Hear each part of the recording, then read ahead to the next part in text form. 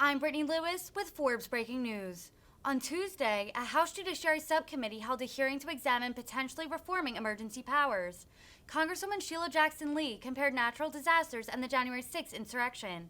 She asked witnesses how Congress can ensure, quote, presidents are able to act when Americans are desperate, as opposed to presidents using it to overturn elections. Let's listen in for their response. Ms. Jackson Lee, you're recognized for 5 minutes.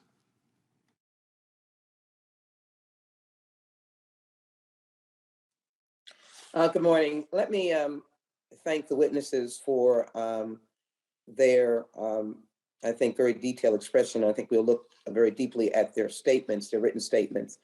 I want to follow the line of questioning of my colleagues in terms of what I heard, the different aspects of declarations of emergency. Anywhere living in hurricane country, anywhere from the desperation of those of us who are experiencing hurricanes, and we are begging for a declaration of emergency, if you will, sometimes stymied by our state governments not acting quickly. There may be other national, if you will, weather disasters. There's the medical disasters, and of course, there is a question of issues dealing with national security. Let me refer the witnesses back to January 6th and the early denials from the 2020 election that there was a victory for Joe Biden, but there was a victory for someone else, the prior president. And the text that we have about potential of martial law, which is a little different from the issue of national emergencies. But I'd appreciate if each of you witnesses would answer the question about how careful we need to be in discerning between medical emergencies, which may need to go on for a long time, versus someone who abuses it in a question that may impact national security. I think changing elections impact national security.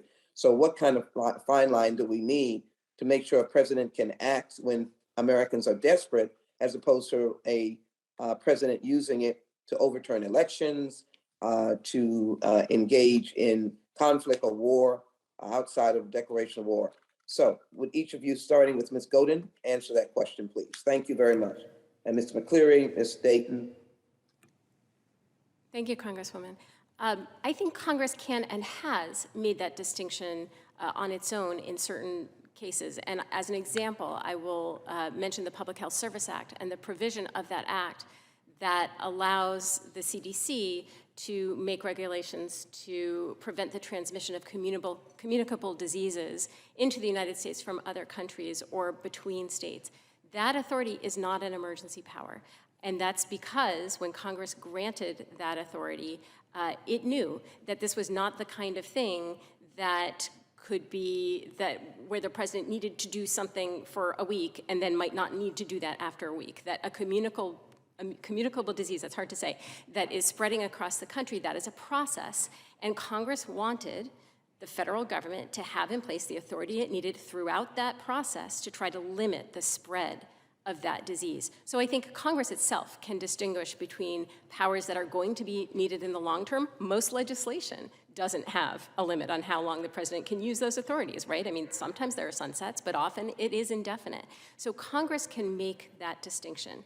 Now, for things like martial law, the Brennan Center has a report on this. We don't actually think martial law is legal. We don't think the president has any authority under existing law to declare martial law. So another important piece of this, especially when you're looking at some of the discussions around January 6th, is to separate out the real emergency powers from the imagined ones. Thank you. Mr. McCleary? I think it would be very advantageous to perhaps if former Governor Ridge were able to testify.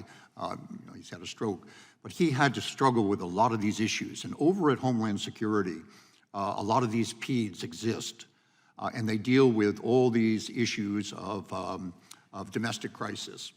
And that's why, and maybe Ms. Coteen can comment on this, it is important that in any legislation that's put forward, that you get insight to the Office of Legal Counsel's rulings on these PEDs.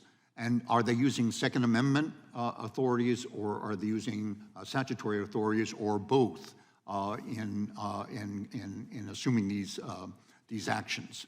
Congresswoman, I think you would find it most interesting to have Homeland Security or the Secretary, if you had the jurisdiction, to really try to define what their position is on all these actions having to do with domestic crisis, whether it be a disease, or whether it be a hurricane or whatever, because they're there and they have struggled with this issue. But again, right now it's secret.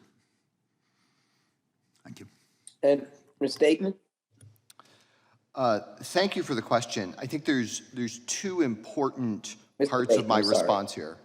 The first part is that we should be talking about clear authorities. So the talk about martial law, as Ms. Goitin has pointed out, there is no actual statute that would allow the president to invoke martial law via an emergency framework. That said, there are a lot of things lying around in the U.S. Code that are somewhat scary, and there should be a careful review of those and probably a substantial pruning of those powers. Thank you. Thank you. Time Let is- me just, thank you so very much, and let me say that this is work that we must do. Thank you. I yield back.